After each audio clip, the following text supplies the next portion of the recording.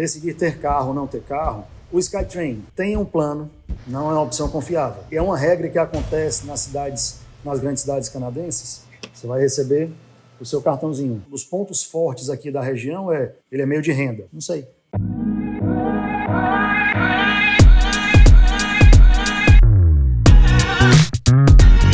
Olá pessoal, tudo bom? Meu nome é Adolfo, sou da Seminovos Vancouver, BC.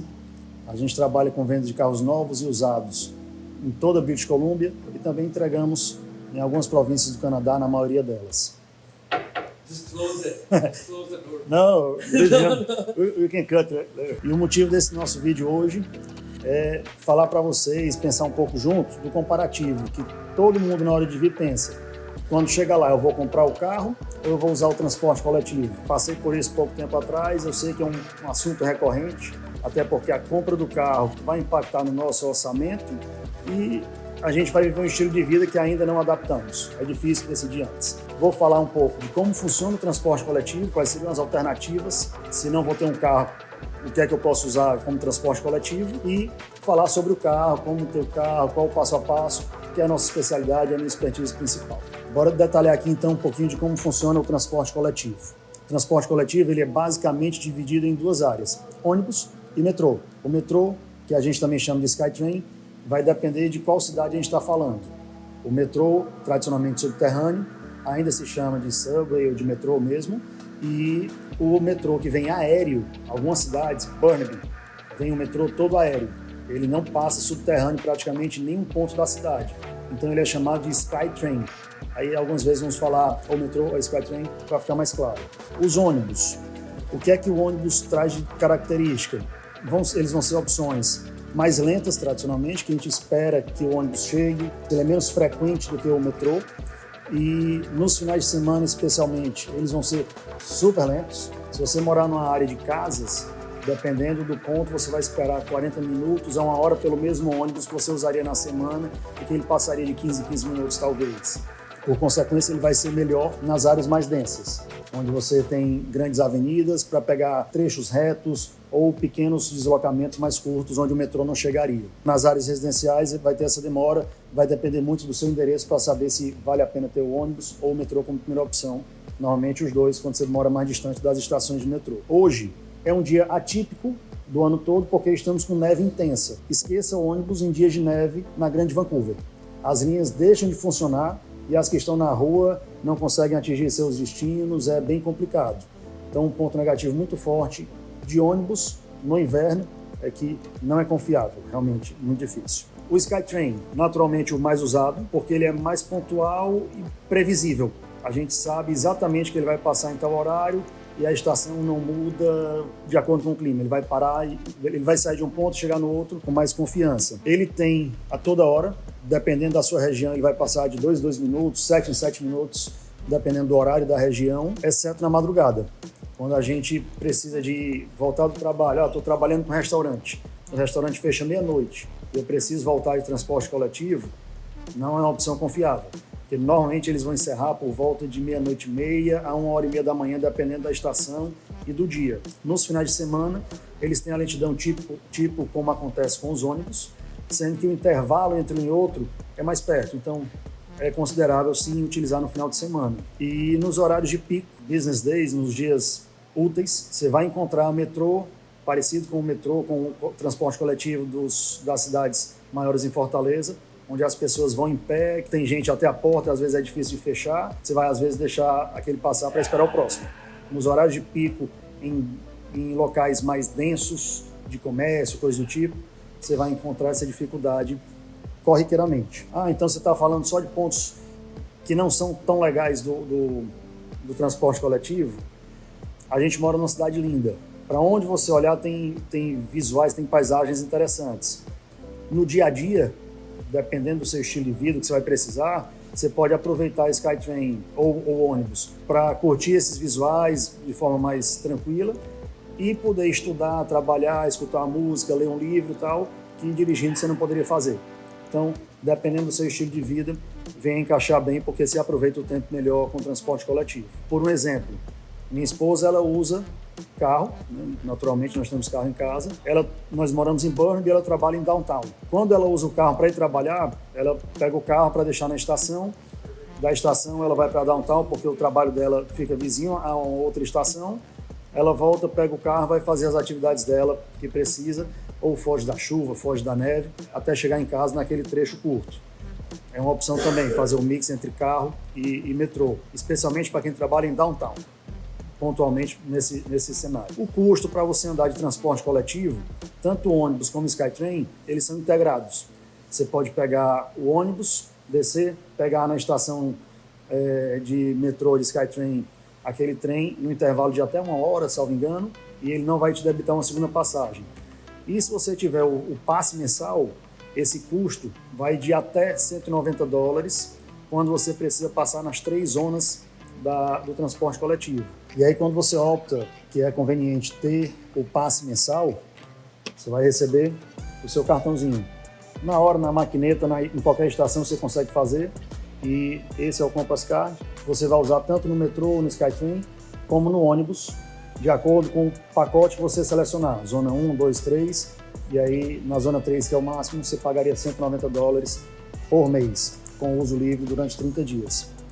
Curiosidade, se você comprar o seu Compass Card no dia 10, ele vai vencer no dia 30, no último dia daquele mês. Se você comprar no dia 20, ele também vai vencer no último dia daquele mês. Então, se for de optar para usar o Compass Card, faça a conta naquele mês fracionado de quando você chegar, se vale a pena, ou deixe para comprar no dia 1º para usufruir durante o mês inteiro. Eu falei aqui em alguns pontos, mas vou frisar. Uma curiosidade disso, na Grande Vancouver, e é uma regra que acontece nas grandes cidades canadenses, as estações de metrô, elas são pensadas de acordo com o fluxo das famílias, dos comércios, dos negócios, e estarão associadas a construções de prédios altos no seu entorno. Se você vai morar em casa, entenda que na região de casas não haverá estação de metrô próxima. Ou você vai precisar de um carro ou de um ônibus até chegar na estação de metrô, ou não vai contar com o metrô no seu dia a dia. É um planejamento da cidade que interfere naturalmente na logística. Então, decidir ter carro ou não ter carro, ele vai além só do financeiro e da logística. Ele vai pensar se é viável para eu poder facilitar, proporcionar uma melhor adaptação para a minha família, para mim mesmo, nesses primeiros meses, primeiros anos. Depois disso, adaptou-se com o clima, com o idioma, com o trabalho, tem novas relações, a sua vida ela é mais previsível. Como no Brasil, como em qualquer lugar do mundo, você pode decidir ter carro ou não. Mas respeita um pouquinho aí o hábito cultural da tua família nessa chegada, na hora de tomar essa decisão. Vale a pena. Outro ponto que a gente tem que considerar, não tão menos importante. Ouve-se muito falar no Plano Canadá de pessoas que dizem eu vou entrar no trabalho entry-level até entrar na minha área.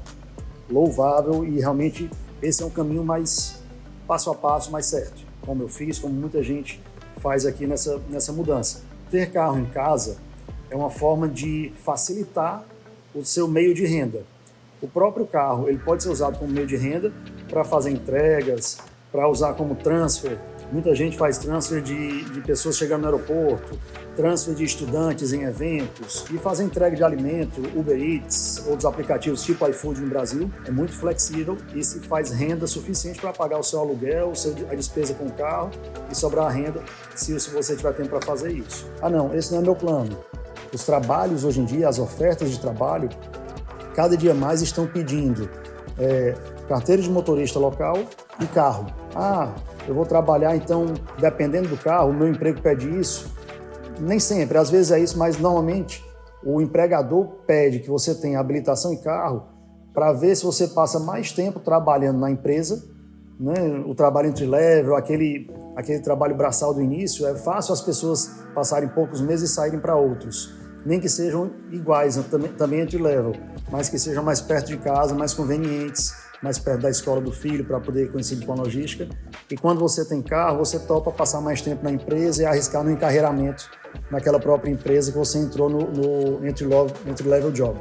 E aí, cada família, cada plano vai dizer se merece ter o carro, se o momento é aquele ou não, seja o carro como plano A, como plano B, como plano C, ou simplesmente como complemento de renda. Você vem, já tem um trabalho part-time ou full-time, que é entry-level, muitas vezes ele não cobre todo o custo de vida mensal de uma família, e aí você pega o carro para poder fazer aquela renda extra para o cônjuge, o marido, a esposa, poder também trabalhar naquelas 20 horas que às vezes o visto permite, com mais flexibilidade de horário.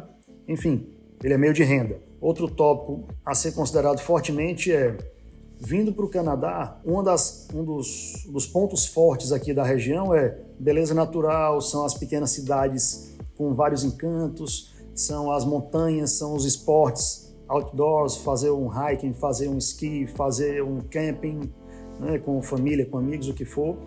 E sem o carro, a gente acaba ficando meio que preso no paraíso. A gente fez todo o processo de mudança, chegou aqui, mas a gente não consegue visitar uma montanha a 1h30 de distância porque o transporte coletivo ou é inacessível, ou às vezes o custo não vale a pena, ou você não quer topar aquele trabalho de 4 horas de deslocamento para uma estrada que seria 1h30, para passar o dia, almoçar e voltar, por exemplo.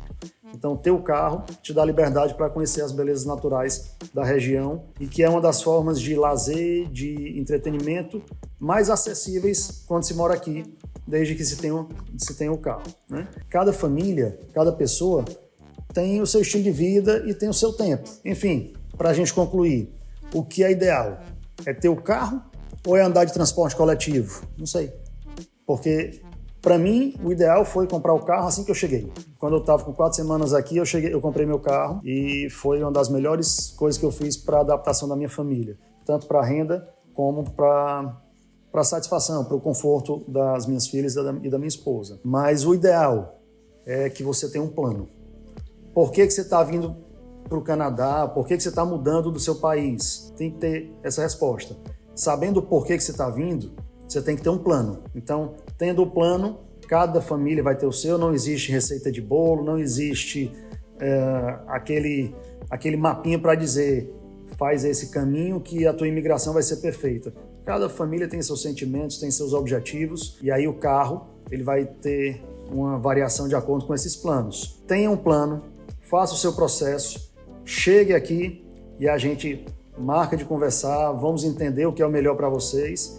E pode ter certeza, chegando aqui, a gente entender que o melhor é não ter carro de início, essa vai ser minha sugestão. Se o ideal for ter um carro naquele momento, ou num próximo passo, a gente vai sentar juntos e construir aquele plano para poder saber quando é o melhor, qual carro é melhor e qual o caminho melhor para aquele carro. Seja comprar um carro mais baratinho à vista, seja comprar um carro mais caro à vista, depende do plano da família, ou seja, comprar um carro com 0 de entrada financiado, ou um carro com leasing, ou com alguma outra opção que seja o ideal. Enfim, marca com a gente, seja na nossa rede social, bora trocar uma conversa aqui, tirar dúvida. Você que ainda está vindo, quer formar esse plano, fazer a reserva financeira para chegar, como deve ser o ideal ou não, para a gente bater um papo. Você que já está aqui ou que já chegou, já está prestes a chegar, agenda com a gente, vem bater um papo aqui, sem custo, a gente não cobra por essa orientação, claro, é um prazer ajudar as famílias que estão chegando, a gente passou por isso e queria muito poder contribuir com quem também está chegando. Marca, bora conversar, bora fazer o plano ideal a respeito de carro, plano individual das famílias, respeito à intimidade, não vou entrar nesse assunto, mas compartilhe um pouco com a gente para a gente poder caminhar junto. E daí, se o ideal for comprar o carro à vista, se o ideal for comprar o carro financiado, o ideal for não ter carro agora, a gente vai junto entender isso e fazer esse caminho acontecer.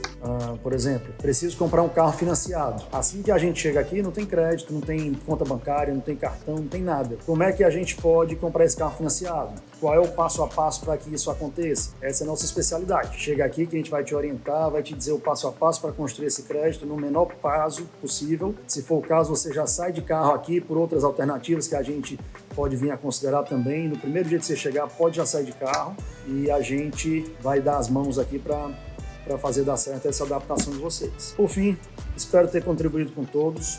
Aguardo aí seus comentários, as dúvidas. Pode falar aqui no YouTube mesmo, pode falar com a gente pelo Instagram, pelo @SeminovosVancouverBC, pelo Facebook com o mesmo nome. E a gente tem o maior prazer em tirar as dúvidas, responder os comentários, falar lá no Facebook ou no Instagram. Conto com esse like de vocês aí para esse vídeo. A gente está começando uma saga de orientação, a gente quer sempre estar aqui com vídeos novos, com coisas que venham a agregar, venham a somar no plano de vocês e na adaptação para quem já está chegando. Se vocês quiserem novas orientações, compartilhamento de experiências do vendedor de carros e do imigrante, contem com a gente, contem com a nossa equipe e a gente vai com certeza andar de mãos dadas para frente, que é para fazer as coisas darem certo. Grande abraço, compartilhe com teus amigos.